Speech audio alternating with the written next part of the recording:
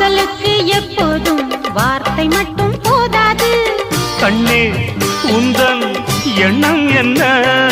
கண்ணடித்தால் தீராது காதல் இங்கு வாராது. என்னை தந்தே இன்னும் என்ன?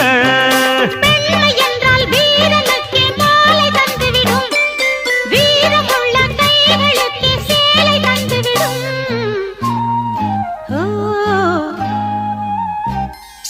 பூவே உன்னை நேசித்தேன், பூக்கள் கொண்டு பூசித்தேன்,